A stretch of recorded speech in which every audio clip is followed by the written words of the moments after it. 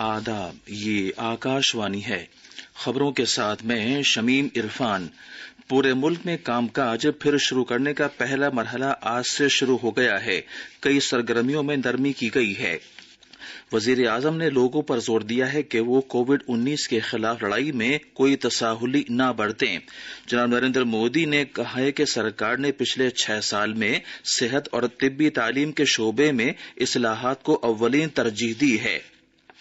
Railway का महकमा आज से पूरे मुल्क में 200 खुसूसी रेलगाड़ियां चला रहा है और जुनूब मगरबी मानसून केरला के साहिली इलाकों में पहुंच गया है। अब खबरें तफसील से। मुल्क गिर अनलॉक यानी कामकाज दोबारा शुरू करने का पहला मरहला आज से शुरू हो गया है।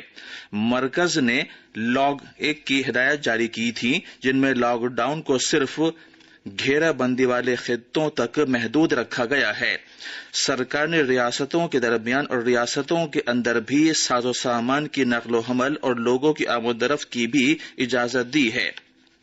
मुख्तलिफ रियासतों ने लॉकडाउन के 5वें मरहले या अनलॉक 1 के लिए हिदायत भी जारी की हैं।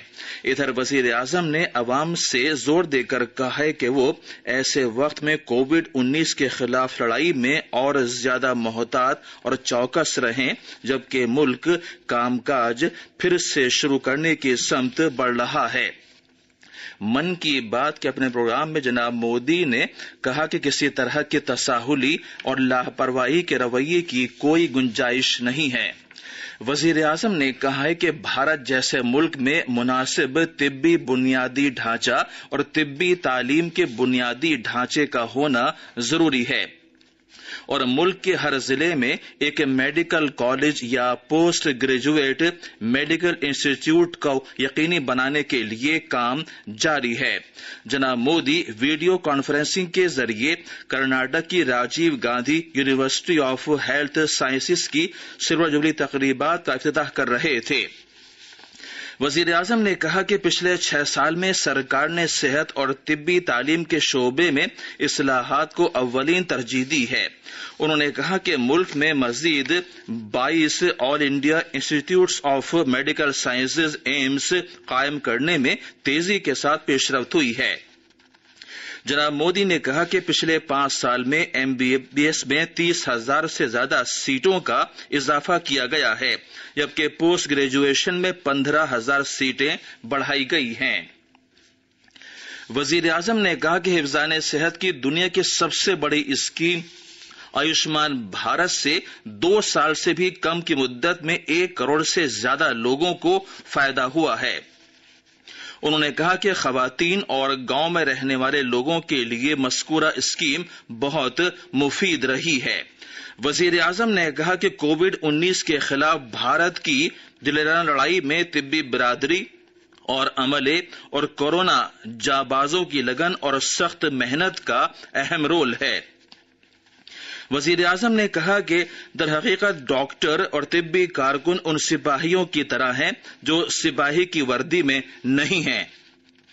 जनाब मोदी ने कहा कि वायरस नजर न आने वाला दुश्मन जरूर है, लेकिन हमारे जांबाज तिब्बी कारकुन नाकाबिल शिकस्त हैं। उन्होंने कहा कि इस लड़ाई में कामयाबी यकीनन हमारे तिब्बी कारकुनों की होगी। आज से पूरे मुल्क में 200 खुसूसी ट्रेनें चलाई जा रही हैं। ये खिदमात श्रमिक खुसूसी ट्रेनों और 30 खुसूसी AC ट्रेनों के अलावा हैं। रेलवे की वजारत ने कहा है कि 1,45,000 से ज्यादा मुसाफिर पहले दिन सफर कर सकेंगे। ये रेलगाड़ियां पूरी तरह रिजर्व हैं और इनमें AC और गैर AC क्लासेस होंगी। ट्रेन में कोई गैर रिजर्व कोच नहीं होगा। इन रेलगाड़ियों के लिए टिकटों की ऑनलाइन बुकिंग IRCTC वेबसाइट या मोबाइल के जरिए की जा रही है। भारतीय बहरिया का बहरी जहाज INS जलश्वा श्रीलंका में तकरीबन 700 भारतीय शहरियों को लेकर आज शाम कोलंबो बंदरगाह से तमिलनाडु में ट्यूटिकोरिन रवाना होगा। वंदे भारत मिशन के तहत भारतीय शहरियों को वतन वापस लाने के लिए श्रीलंका से समुद्र सेतु के तहत लोगों की वतन वापसी का ये पहला अमल होगा।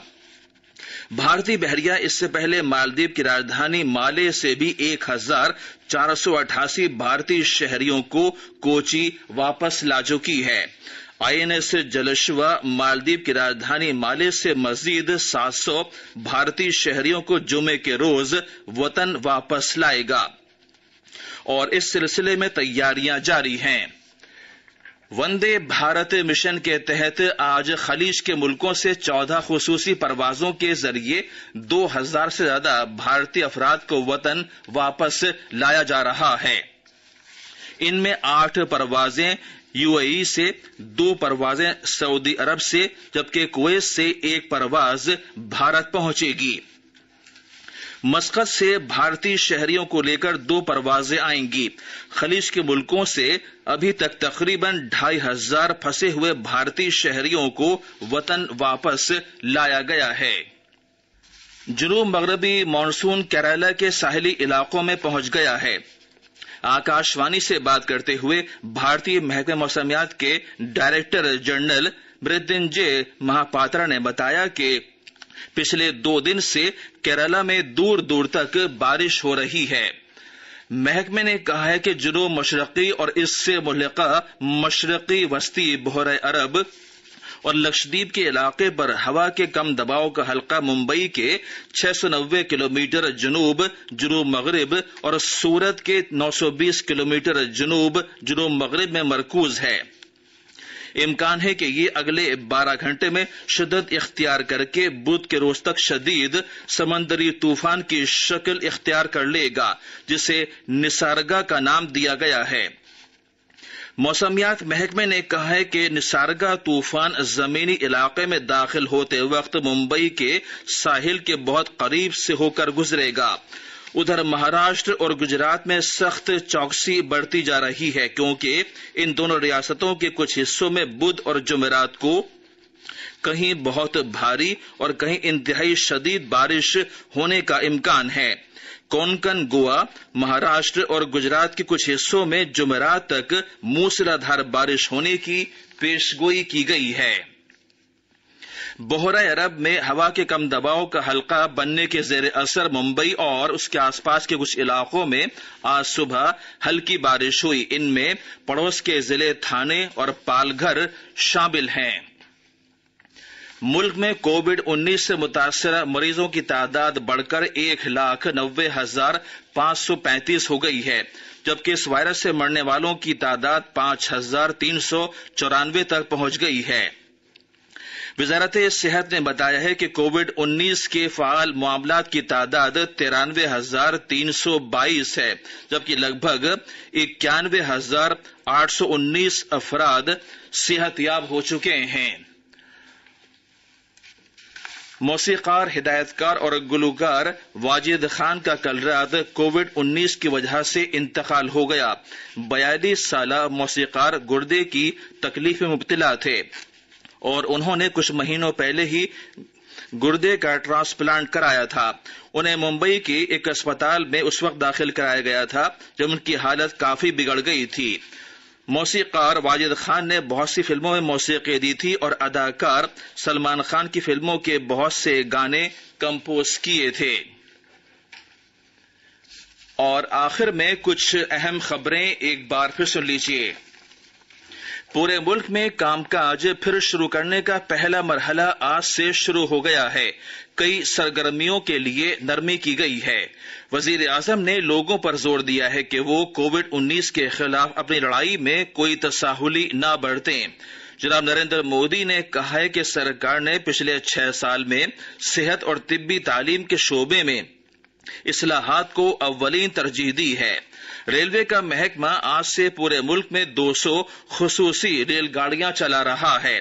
وندے بھارت مشن کے تحت خلیج کے ملکوں سے 2000 سے زیادہ بھارتی شہریوں کو 14 پروازوں کے ذریعے وطن واپس لایا جا رہا ہے اور جنوب مغربی مانسون کیرالہ کے ساحلی علاقوں میں پہنچ گیا ہے۔ اس کے ساتھ ہی آکاش وانی سے خبروں کا یہ بلیٹن ختم ہوا۔